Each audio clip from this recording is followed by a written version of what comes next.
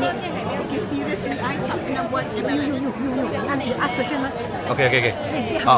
Okay. I nak tanya, as a doctor, macam mana you nampak BE punya business, then kat luar ada banyak MLM lah. So kenapa you pilih BE? Better I start dengan apa yang I rasa tentang bila I buat. I tak pernah join business. I tak pandai buat business. You know what, my style, kalau I tak boleh business, kalau I beli sesuatu yang RM5, kalau you tanya I akan bagi RM5. I tak suka, I lebih prefer you punya, wow, murahnya, instead of I dapat untung. You faham tak? Memang I tidak ada business lain. Dan I tak pernah tahu tak MLM lain. I join BE pun because I sakit. Tapi masa itu, I bantu someone. You know, bila I expose myself dalam Facebook regarding my testimony, ramai orang nak join BE. And then masa tu, one of them adalah, a few of them,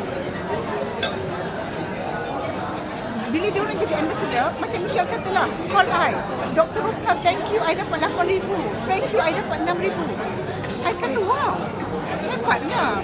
You tahu tak, I sebagai doktor, I tak boleh nak claim orang susah jadi doktor untuk hidup selesa macam I. Tapi I rasa melalui BE, I boleh tolong orang luar yang nak satu kehidupan selesa, buat BE semua dan dia boleh hidup selesa. Betul tak? So, I rasa dalam BE ni, yang I nampak bila I accidentally I join BE, lepas tu I try masuk dalam sistem sebab I rasa I dapat bantu ramai orang. I rasa satu benda yang I rasa I value sangat dalam BE ni adalah the culture. You tahu tak, banyak sangat, kalau tanya kerjanya sekarang, banyak sangat toxic relationship. You tahu tak, dengan KPI tertentu, even the doctors ke, universiti ke, di MOH apa, Kementerian Kesihatan ke, cikgu, semua stres sekarang ni. Sebab kita bekerja kerana KPI, kena ada sesuatu yang kita kena capai. Semua agensi I rasa, betul tak?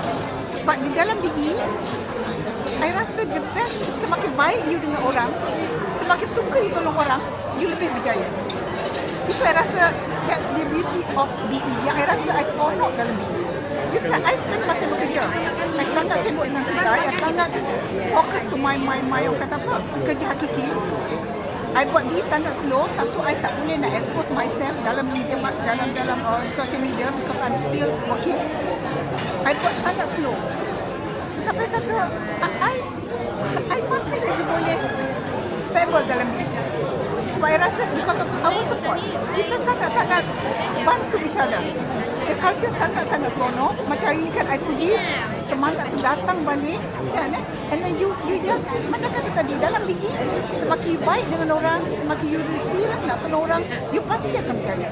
So I rasa rugilah kalau you tak nak buat BE.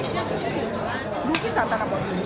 Okay, dengan saya nak tanya, tadi cakap kan, cakap support yang sangat baik. Apa maknanya support dari pihak upline? Apa yang upline bantu? Sebab doktor kan sibuk, tak boleh export dengan social media kan. Apa yang upline lakukan? Apa yang upline I lakukan? Setiap soalan I boleh tanya pukul 1 pagi ke, pukul 2 pagi ke, I boleh tanya my upline. Kalau dia tak jawab terus, dia akan jawab esok. No problem. Saya rasa dengan upline ni macam my kakak, macam my sister, macam my adik. You tahu. So memang sangat baik. Lepas tu, I rasa, you know, we can ask anything kan. And then, because saja upline, all of us lah, kita boleh borrow power. Contoh kan, bila kita nak bagi, I tak boleh share my own testimony, my own ni, I boleh gunakan dia orang punya dan share dalam kita punya WhatsApp group.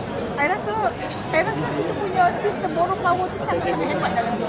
You tahu tak, dalam bisnes lain yang I tak tahu orang bercerita kat I, dia tak boleh buat macam tu. Dia tak boleh share terus ni. Tetapi dalam BE, kita disuruh share. Dia sebab hebat sebab kan? Jadi satu BE ni, kita betul-betul bukan piramid.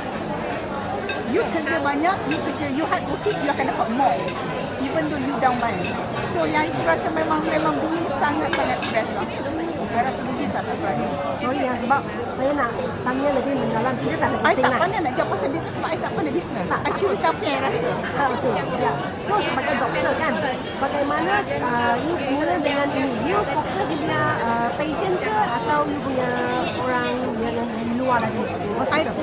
I tak boleh touch my patient. Sangat bahaya. So, I dengan my friends, my clique. I start dengan my clique. Jadi, maknanya nurses, doktor, semua tu lah. Yeah, and then dengan my clique lah, my doctors, my members, dengan nurses, not my patient. So, masa doktor buat ini kan, apa yang you lakukan? Masa Sebab you I- doktor kan, yeah. doktor mah, tak perlu buka buku lah. Tak perlu ke paling lah. You know, we have to learn. Different. Cuma I gunakan my scientific knowledge untuk make it more understand. So I bagi my client lebih faham kenapa dia kena pakai Alura, kenapa dia kena pakai this product. Tetapi dari segi filing untuk share, I kena belajar from you all. I kena belajar from my upline. Mesti belajar. My upline adalah Bekas masa tu Arabi. Dia yang ajar I macam mana buat filing. So memang kena zero rise, tak boleh sombong. Dalam diri tak boleh sombong. I kata, siapa cakap tadi Farhana kan? Hanya orang baik saja yang boleh berjaya dalam bisnis tu. Tapi masa itu kan you doktor mah. Sekarang you bukan masa doktor lah. Doktor kadang-kadang you suruh dia guna filing dia cakap ini saya sudah tahu mah. Kenapa macam mana you zero rise dengan cepat? I rasa that's attitude kita lah. Sendiri Jangan sombong lah. I personality rasa jangan lah. sombong.